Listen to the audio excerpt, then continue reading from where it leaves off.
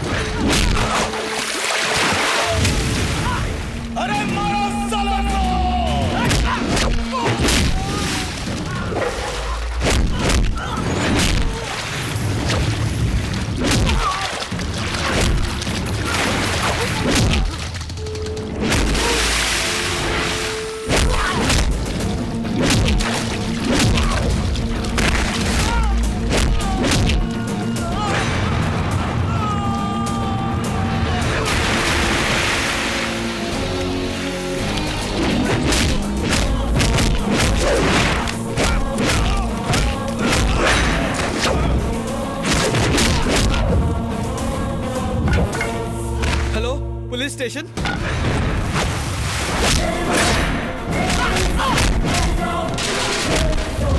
इंसानों से जानवरों जैसा सलूक करता है।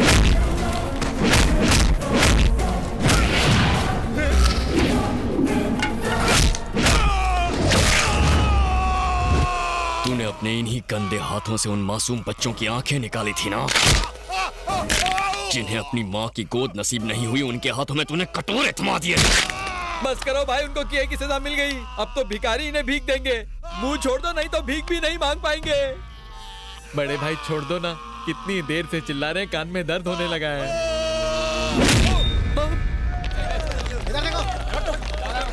सर बुरा मत मानना, ये सलाम ठोकने की हालत में नहीं है। एक छोटी रिक्वेस्ट है, बस करना। जीप में ले जाने की बजाय इन्हें एम्बुलेंस में ले जाइए। कम से कम चक्की तो पीस पाएंगे। अपनी जान खतरे में डालकर आपने बेगर्स माफिया को एक्सपोज किया। कुछ कहना चाहेंगे? ये काम मीडिया का था, मुझे करना पड़ा। मीडिया का? हाँ, मीडिया का। आपको बस मिनिस्टरों की गाड़ियों के पीछे भागना आता है, पर देश में लाखों बच्चे भीख मांगते हैं, उनका शोषण किया जाता है, अत्याचार होता है, वो नहीं दिखता। टीआरपी रेटिंग बढ़ाने के लिए आप एसएमएस कॉन्टेस्ट चलाते हो। किसी हीरोइन को लड़का होगा या लड़की, फिल्म कितनी हिट है या फ्लॉप है, उसका बिजनेस कितना किया जाएगा, ये देखते हो। पर मासूम बच्चों की क्या हालत हो रही है, ये नजर नहीं आता। मीडिया को पब्लिक के लिए काम करना चाहिए, पब्लिसिटी के लिए नहीं। देखिए, मैं कोई हीरो नहीं हूँ। सोसाइटी में कई लोग अच्छा काम कर रहे हैं। किसी को हार्ट ऑपरेशन के लिए 5 लाख रुपयों की जरूरत थी, कई लोगों ने उनकी मदद की है। उन लोगों के बारे में जनता को बताइए। देश को गुमराह करने के बजाय सही लोगों के बारे में लिखिए, प्लीज। आप असली हीरो है भैया।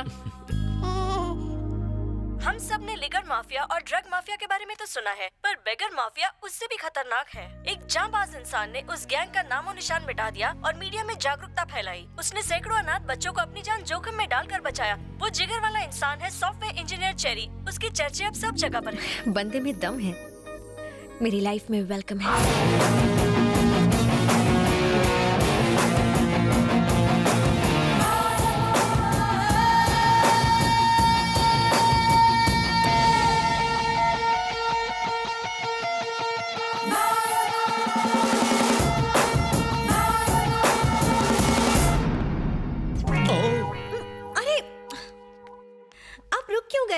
शर्म आ रही है। शर्माते हुए आप बहुत क्यूट लगते हैं।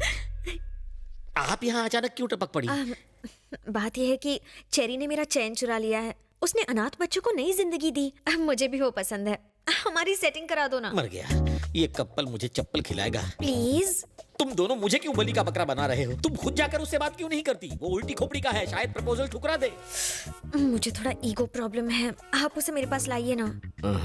बहुत ईगो है लड़की में, ठीक करता हूँ। तुम में ईगो है, मुझ में डर है, उसको गर्व है। मुझे नहीं लगता कि तुम्हारी लव स्टोरी का कोई फ्यूचर है? जलेबी, बोलो। मुझे गुस्सा भी आता है। फूटी किस्मत मेरी, ट्राई करता हूँ मैं।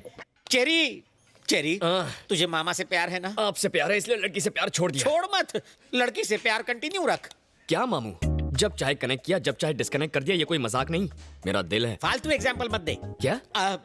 वो कह रही थी कि तूने अनाथ बच्चों की जान बचाई, उसके बाद उसका मन बदला और वो तुझ पर लट्टू हो गई। चलकर कह दे उसे आई लव यू। ये क्या बात हुई? बच्चों को नहीं बचाऊंगा तो प्यार नहीं करेगी?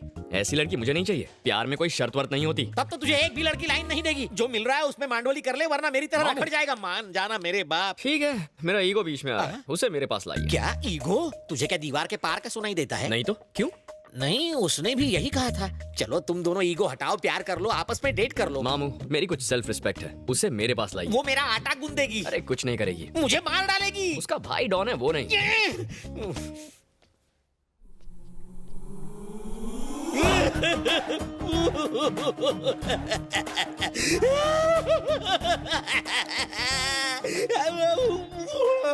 भाई साहब आप रो क्यों रहे हो? हैं? वॉशरूम में शांति से रो भी नहीं सकता।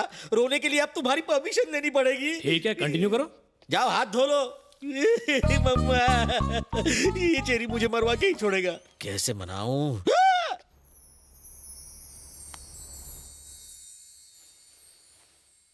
ओह, इनका तो हो गया, अब मेरा क्या होगा?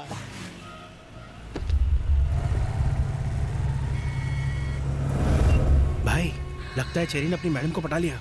ये खबर बाप जी तक पहुंचनी चाहिए। आपने प्यार से शाम को दूध पिलाया तो अब वो दूध पीने आपके घर ही आ गया। बकवास बंद कर गधे कहीं के। इसने तो फूल ही खिलाया था, बीच में वो कांटा आ गया। उसकी गाड़ी इसलिए चली क्योंकि इसी ने उसमें दोस्ती का पेट्रोल भरा। क्या कह रहे थे तुम? इंसान की जुबान और उसकी आंखों से उसका कैरेक्टर पहचानते हो। लोग पान खाकर थूकेंगे तुम पर, वो चूना लगाकर चला गया। छी छी छी, वो मस्का पॉलिश करके अपनी किस्मत चमका गया। जब मैंने आगा किया तो नहीं, तुम कुछ नहीं समझते, बीच में मत बोलो, ऐसा कह के मेरा मुंह बंद करवा दिया था तुमने। तो अब भुगतो खुद। मधु आके कहेगी मुझे उससे शादी करनी है, करा देना। जिंदा नहीं छोड़ूंगा उसे। जो करे मेरे साथ डबल क्रॉस उस पर लगा देता हूँ मैं बॉस। बहन मुझे दिल की बात बताए उससे पहले उस कुत्ते को टपका दूंगा। ये हुई ना बात, गाड़ी निकालो।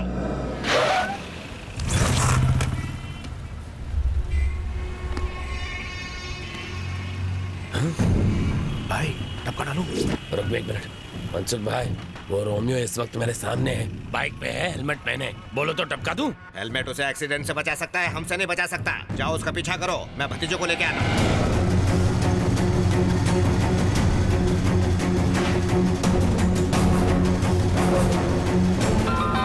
हेलो, कहाँ है वो? उसने फ्लाईओवर पर चढ़कर लेफ्ट टर्न ले लिया। गाड़ी से उसकी बाइक को ठोक दूं? अरे नहीं नहीं नहीं, ये काम बाप जी अपने हाथों से करेंगे, तुम उसका पीछा करो। हाँ ठीक है।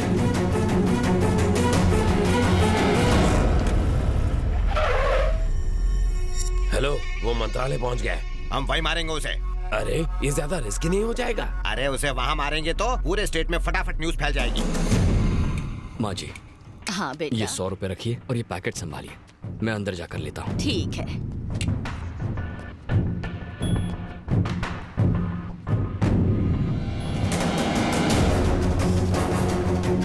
माँ जी, पैकेट ये लो बेटा। भाई, वो अंदर चला गया। चलो चलते हैं। हाँ।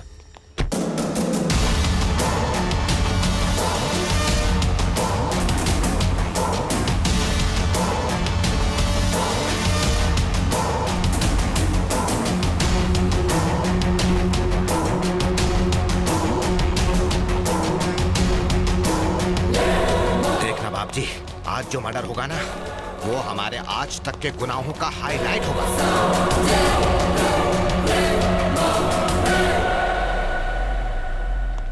सर, डीजीपी सर मीटिंग में हैं। हम तो उन्हें इनविटेशन देने आए थे। भतीजे की मंगनी है ना? वेट कीजिए प्लीज। चलो भतीजे, चलो चलो।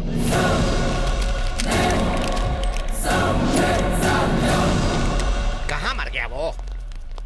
अरे वो रहा। जाओ जाकर खत्म कर दो उसे।